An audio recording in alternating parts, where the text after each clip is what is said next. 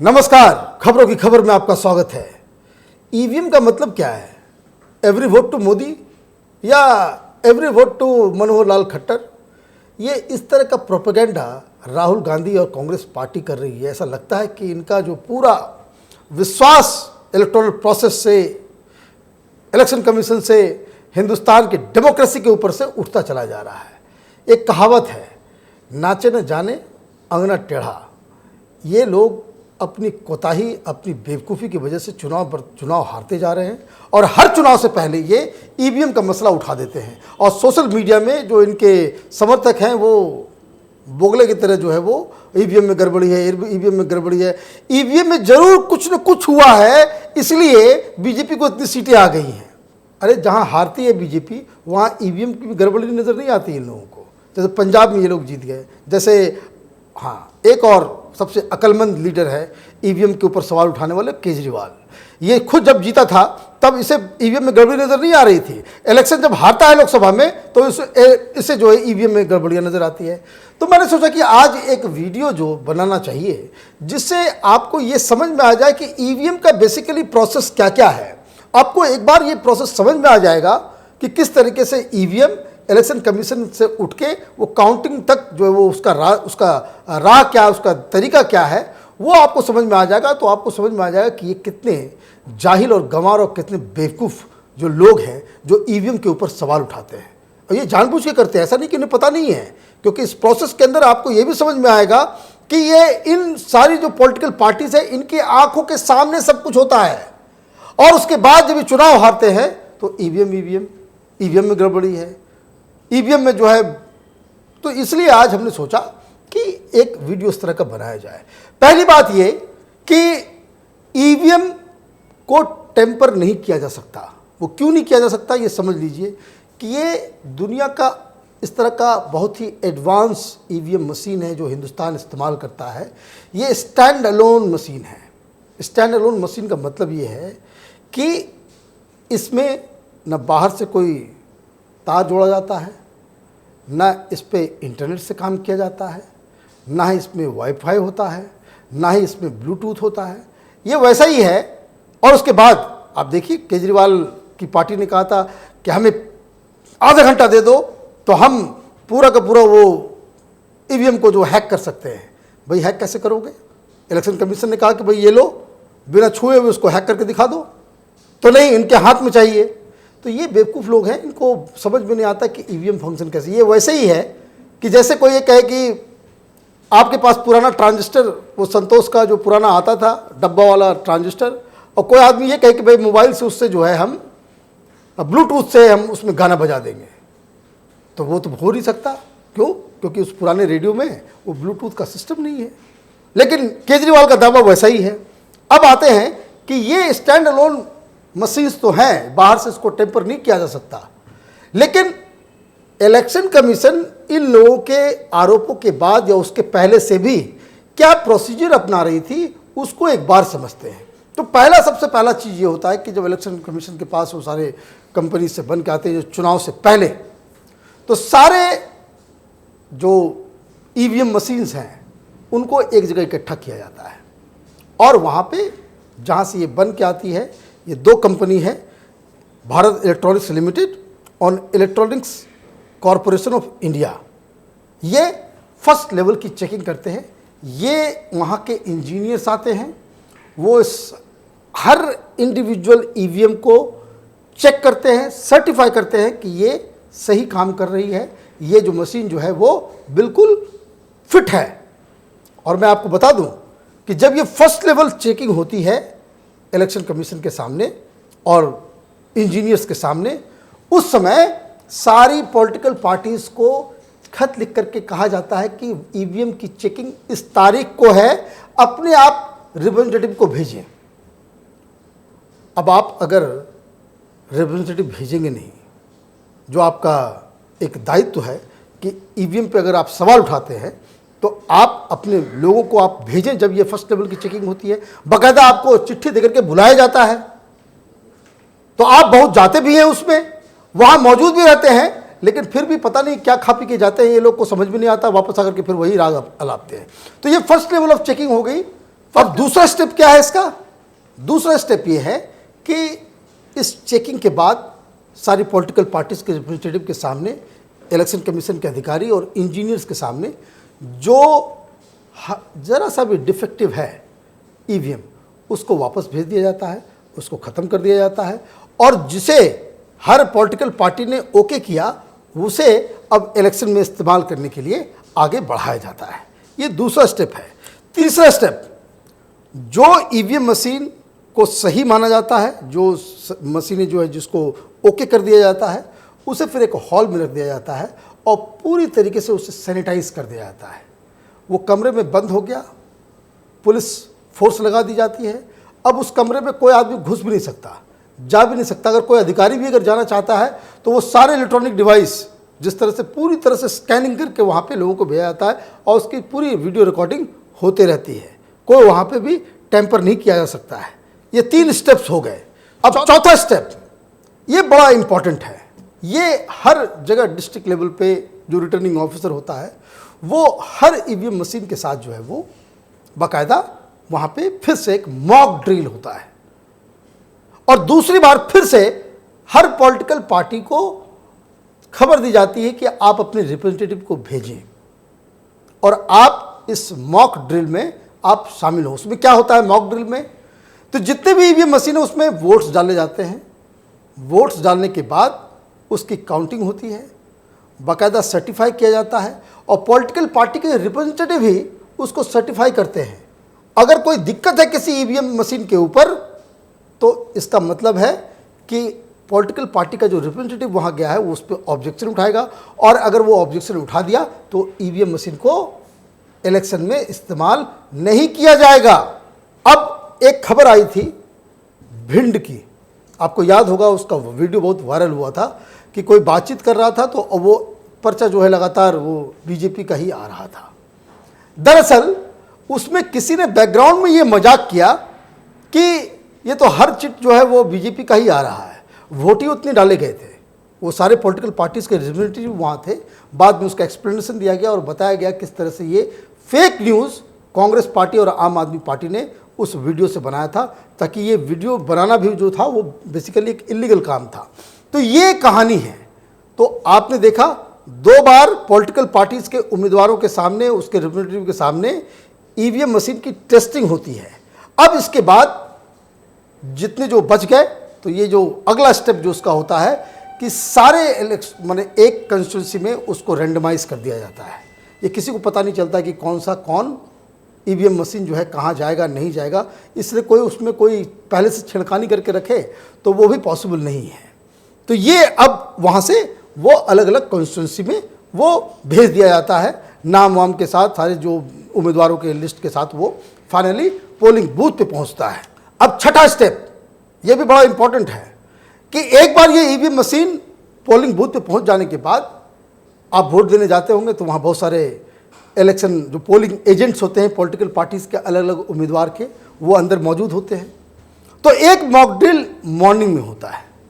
जो सबसे पहला काम जो होता है कि जब सारा कुछ हो गया, 2 बार पॉलिटिकल पार्टीज़ को के साथ ईवीएम मशीन के साथ मॉक ड्रिल हो चुका है, अब ये तीसरा बार ये वोटिंग के दिन सवेरे सवेरे किया जाता है। सारे पॉलिटिकल पार्टीज़ के रिप्रेजेंटेटिव वहाँ पे मौजूद रहते हैं और वहाँ पे वोट डाला जाता है।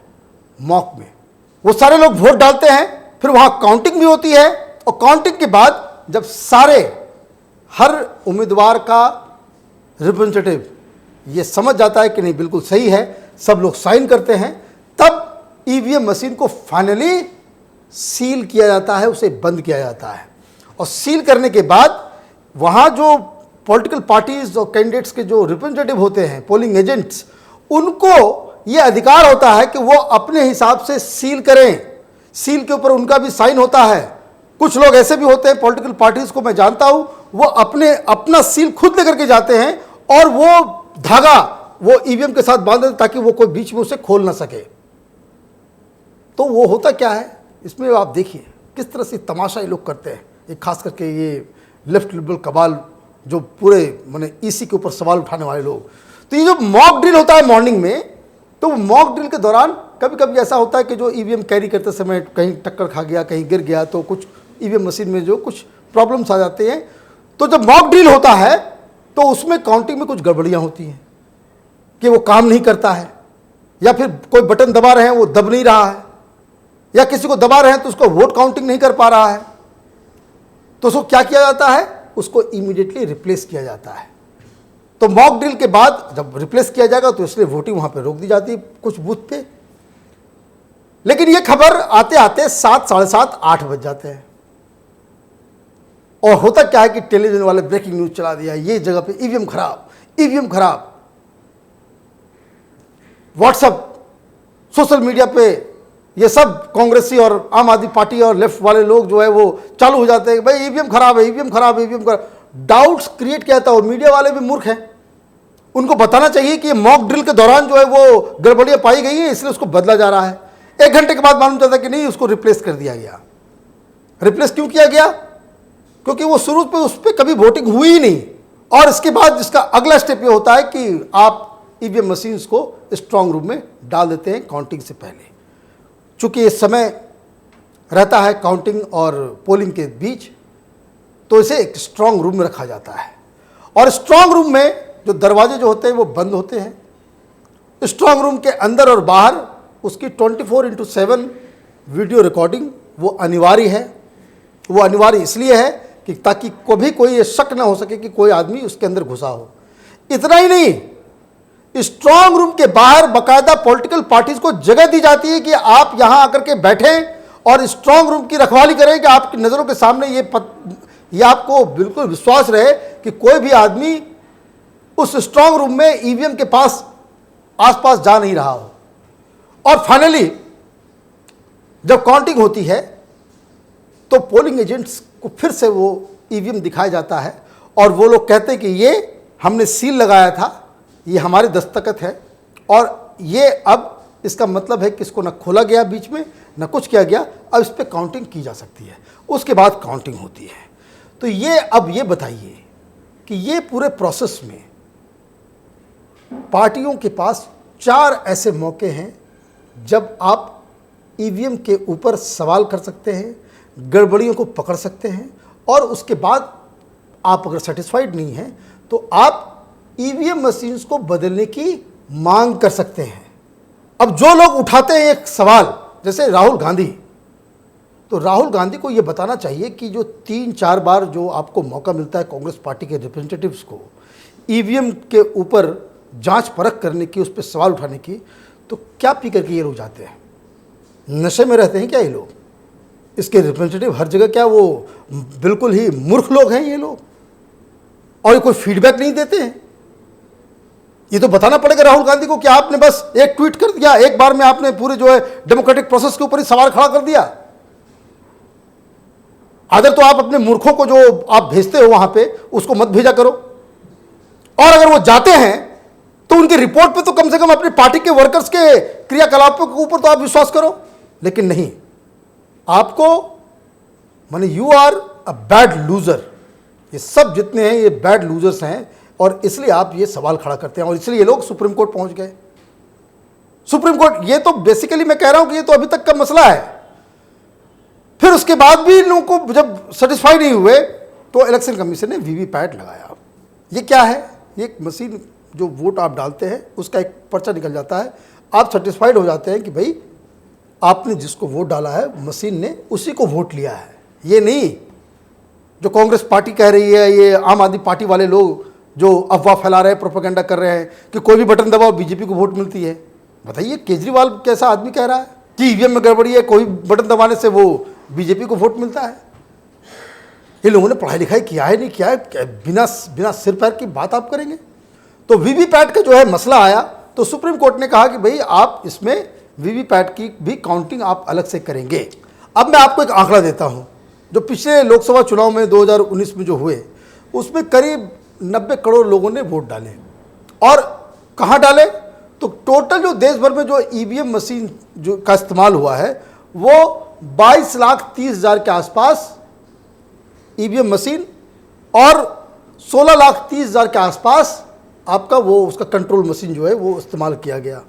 तो ये 17 लाख वीवीपैट मशीन जो इस्तेमाल हुए उसमें 20,000 के आसपास जो है उसके स्लिप्स को जो है वो काउंट किया गया, क्योंकि ये बताया गया था, सुप्रीम कोर्ट ने कहा कि हर असेंबली कंस्टिट्यूंसी में 5 ऐसे जो वीवीपैट का जो है उसकी काउंटिंग आप अलग से करेंगे, मैच करेंगे कि जो मशीन के जरिए जो काउंटिंग हो रही है और जो वीवीपैट का जो काउंटिंग है वो मैच करता है या नहीं करता है। अब आपको बताएं, ये 20,625 के आसपास ये नंबर है जो वीवीपैट की जो काउंटिंग हुई। पूरे देश में एक भी मशीन और वीवीपैट की काउंटिंग में एक भी वोट का फर्क नहीं आया। अगर कहीं भी कुछ गड़बड़ी अगर हो गई होती कोई भी किसी भी मैकेनिज्म के जरिए, तो आप समझ रहे हैं कि क्या होता।